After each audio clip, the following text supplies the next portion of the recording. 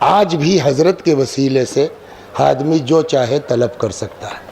ایک شخص ہے، وہ کوفے کا رہنے والا ہے، اس نے کہا یار تم جمعرات کہاں جاتے ہو؟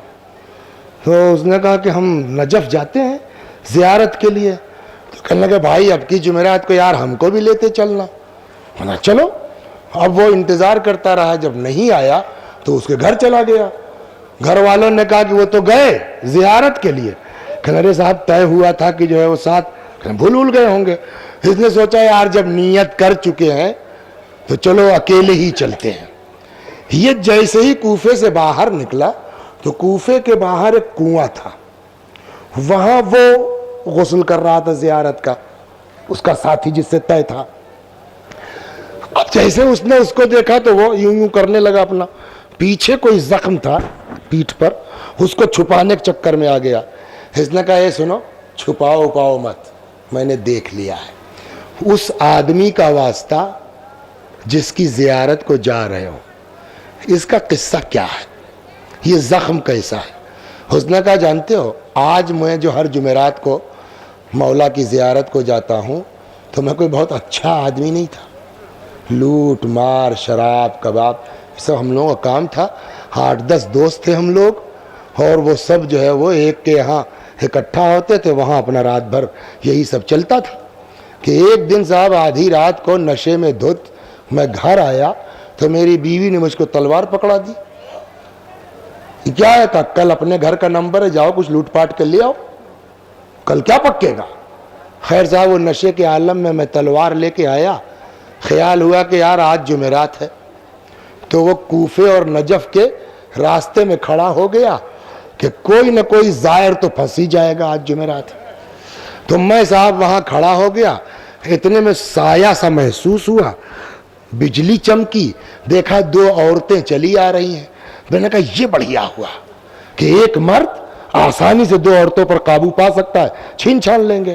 وہ سب قریب آئیں تو میں نے صاحب تلوار کی نوک پہ درا دھمکا کر کے جو بھی ان کا گہنا زیور تھا سب لوٹ لاٹ لیا۔ لوٹنے کا ارادہ کیا تب تک بجلی پھر چمکی۔ اب جو بجلی چمکی دیکھا ایک تو بڑھیا ہے، اس کے ساتھ ایک لڑکی ہے جوان بڑی خوبصورت۔ شیطان نے وسوسہ کیا اور میں نے گناہ کا ارادہ کیا۔ وہ بڑھیا بیچاری میرے پیر پہ پڑ گئی، تم نے جو لوٹا ہم تم کو معاف کرتے ہیں، ہم تمہارے لیے حلال جائز، لے جاؤ، اس کی آبرو سے مت کھیلو۔ ایک تو یہ یتیم لڑکی ہے، ماں مر چکی ہے، میں اس کی خالہ ہوں، کل اس کی شادی ہے، رخصتی ہے۔ اس نے کہا خالہ رخصتی کے بعد پتہ نہیں شوہر کیسا ہو، کس ٹائپ کا ہو، کتنے دن زیارت پر جا پائیں نہ جا پائیں، تو آج ذرا ایک دن پہ ہمارے ہاں تو جو ہے وہ سب ہوتا ہے نا آجھا ماجھا، اور وہ دیکھے اس نے کہا آج شادی سے ایک دن پہلے کم از کم مولا کی زیارت کرا دو، پھر پتہ نہیں کب نصیب ہو۔ تو میں اس کو لائی ہوں کہ مولا کی زیارت کر لے، تم نے جو کچھ لوٹا لاٹا ہم معاف کر دیتے ہیں، تمہارے لیے جائز، تمہارے لیے حلال، مگر اس کی عزت سے مت کھیلو۔ لیکن میں صاحب نشے میں دھت شیطان سوار، جب اس لڑکی نے دیکھا کہ اب اس ظالم سے بچنا مشکل ہے تو وہ کہتا ہے کہ اس نے وہیں سے رخ کیا نجف کا، اور کہتی ہے دیکھیں جس کی حاجت ہے، جس کی آرزو ہے، جس کی تمنا، ہم مجھے نہیں معلوم کس کے دل میں کیا حسرت، سب اپنی اپنی حسرتیں لائیے، شاید یہی وقت تھا ولادت کا امیر المومنین کے۔ جب وہ مایوس ہو گئی ہر طرف سے تو اس نے وہیں سے رخ کیا نجف کا، اور کہتی ہے یا علی خلصنی من ھذا الظالم، علی بچا لو مولا اس ظالم سے۔ پتہ نہیں کس خلوص سے اس کی زبان سے فقرہ نکلا کہ ایک سوار آیا، اس نے مجھ سے کہا ہٹ جاؤ، چھوڑ دو اس لڑکی کو۔ میرے اندر جو اپنی طاقت کا غرور تھا، گھمنڈ تھا، میں نے نکالی تلوار، اپنے کو بچاؤ پہلے تب کسی کی سفارش کرنا۔ یہ جملہ میں نے کہا کہ اس سوار نے بس یوں تلوار اٹھائی اور ہلکی سی نوک لگا دیا، یہ جو زخم دیکھ رہے ہو تم، ہلکی سی نوک لگا، مگر ایسی سوزش، تل ملا کے گر پڑا میں، مگر کان میں آواز آ رہی ہے۔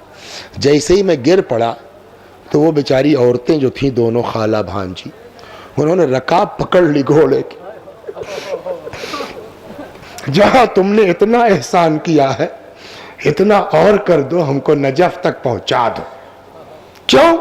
مولا کی زیارت کو جائے رہے۔ سوار نے کہا کہ خاک کی زیارت کرنا چاہتی ہو یا علی کی؟ لیکن یہ عورتیں نہیں سمجھی کیا کہہ رہے ہیں، تو انہوں نے جواب بھی دیا کہ صاحب نہیں، خاک کا معاملہ نہیں ہے، چونکہ میرا مولا وہاں دفن ہے اس لیے اس خاک کی اہمیت ہے۔